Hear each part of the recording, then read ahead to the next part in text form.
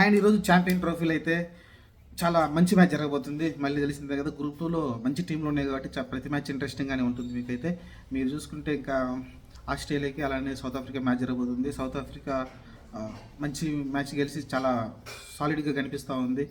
ఎందుకంటే మరి ఆఫ్ఘనిస్తాన్ పైన మంచి ఇన్నింగ్స్ గెలిచి మంచి నెట్ రన్ రేట్తో కూడా ఉంది.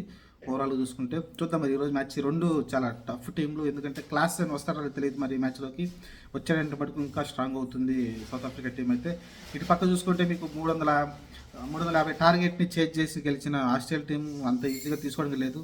వాళ్ళైతే అంటే ఎలా చెప్పాలంటే వాళ్ళు జాష్ ఇంగ్లీష్ ఏదైతే ఇంగ్లీష్ ఆడాడంటే ఒక సూపర్ హీరో పుట్టుకొచ్చాడు వాళ్ళ మ్యాచ్లో నుంచి. అంటే వాళ్ళంతా ఆస్ట్రేలియా టీం ప్రతిసారి కూడా ఒక హీరో పుట్టుకొస్తాడు. సడన్గా వాళ్ళైతే ఒక బ్రిలియంట్ ఇన్నింగ్స్ అలానే మ్యాచ్ని గెలిపించే ఇన్నింగ్స్ అయితే ఆడుతూ ఉంటారు. అలానే Josh Inglis last time match ఆడడం కావచ్చు, ఎక్స్ట్రాడినరీగా ఆడడం చూసాం. ఓవరాల్గా చూసుకుంటే సీనియర్ ప్రోస్ ఎవరు లేకపోయినప్పటికీ ఆ మ్యాచ్ 350 టార్గెట్ని చేంజ్ చేయడం అంటే మామూలు విషయం కాదు.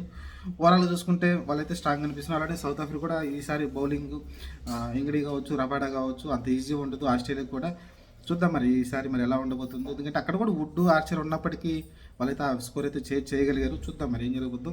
ఈరోజు మ్యాచ్ చాలా ఇంట్రెస్టింగ్ ఉండబోతుంది. ఎందుకంటే ఆస్ట్రేలియా కూడా చాలా crucial match, south Africa crucial match. ఎందుకంటే ఈ మ్యాచ్ గెలిచిన వాళ్ళు ఆల్మోస్ట్ వాళ్ళు కూడా క్వాలిఫై అంటే సెమీఫైనల్కి ఛాన్సెస్ బాగా మెరుగుపడతాయి. వాళ్ళకైతే ఆల్మోస్ట్ వెళ్ళిపోతారు కూడా. వాళ్ళు అందరూ సౌత్ ఆఫ్రికా గెలిచిందంటే మనకు వాళ్ళకున్న ప్లస్ నెట్ రన్ రేట్కి ఈజీగా ఈ మ్యాచ్ గెలిస్తే వాళ్ళు ఆటోమేటిక్గా వెళ్ళిపోతారు సెమీఫైనల్కి అయితే. చూద్దాం మరి ఈరోజు మ్యాచ్ చాలా ఇంట్రెస్టింగ్ ఉండబోతుంది. ఆస్ట్రేలియాకి అలానే సౌత్ ఆఫ్రికాకి మ్యాచ్ గెలిచినాక రివ్యూ మాట్లాడుకుందాం.